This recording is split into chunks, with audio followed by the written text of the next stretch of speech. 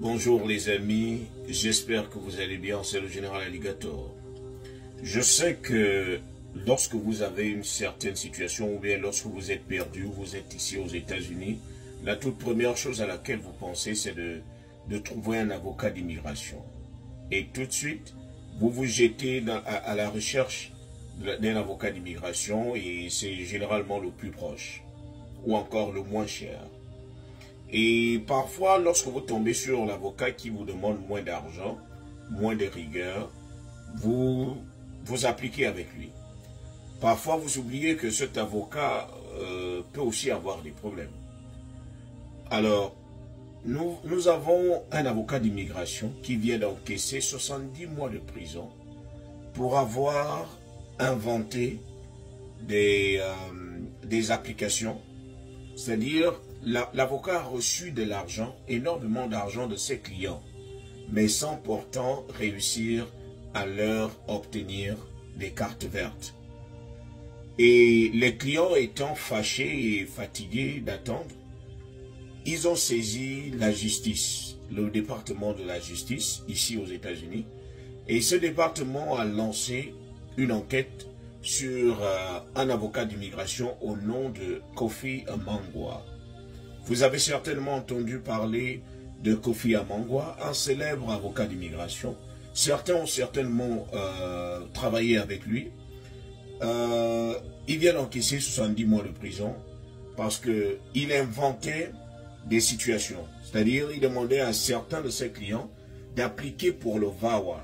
Et pour ceux qui ne savent pas ce que c'est que le VAWA, c'est le Violence Against Women Act. C'est une procédure qui permet à un parent, par exemple, de demander la carte verte et le parent va expliquer qu'il a été maltraité soit par son partenaire ou sa partenaire, soit par son enfant.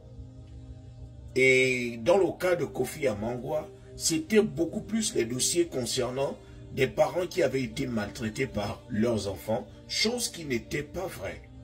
Parce que lorsque l'immigration a lancé son enquête, ils ont découvert que beaucoup de dossiers avaient été inventés, beaucoup d'histoires avaient été écrites et inventées, des histoires non avérées. Les enfants qu'on disait qu'ils avaient maltraité leurs parents n'en étaient rien, ils n'en étaient rien. Les enfants n'avaient rien fait du tout. Et donc, beaucoup de cas, beaucoup d'applications avaient été rejetées.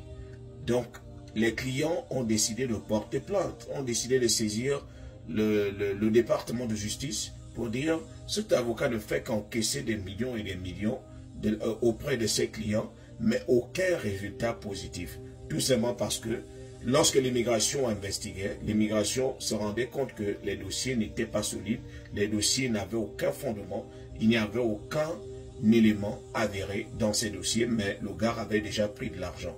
Donc aujourd'hui, il a, disons hier, il a encaissé 70 mois de prison. Et c'est un message pour vous dire que avant d'aller saisir un avocat, prenez la peine aussi de faire vos propres recherches. Prenez la peine de vous cultiver. Pour que quelqu'un ne vous jette pas dans un piège. Pour qu'on ne prenne pas votre dossier à la va-vite, tout simplement parce qu'on veut encaisser de l'argent. Parce qu'il faut aussi se dire la vérité, les avocats sont aussi là pour se faire de l'argent. Donc, lorsqu'ils ont l'occasion de voir que quelqu'un est désespéré et que vous êtes prêt à débourser de l'argent, ils vont prendre votre dossier, vous rassurer, et ensuite, le dossier n'est pas accepté. Donc, faites aussi très attention. Soyez aussi honnête avec vous-même pour regarder votre dossier et vous dire, est-ce que mon dossier pourra passer? Prenez la peine de poser des questions à cet avocat. Quelles sont les chances que j'ai? Est-ce que j'ai 50% de chances? Est-ce que j'ai 20% de chances de gagner? Est-ce que j'ai 90% de chances de gagner? Des avocats honnêtes vont vous dire et ils vont vous proposer une alternative. Soit vous vous engagez, sachant très bien que vous avez par exemple 40% de chances de gagner, soit vous ne vous engagez pas. Il y a des avocats aussi honnêtes. Mais un avocat qui vous dit, bon, pour un dossier qui n'est pas solide, il te dit que tu as toutes les chances de gagner et après ça ne marche pas.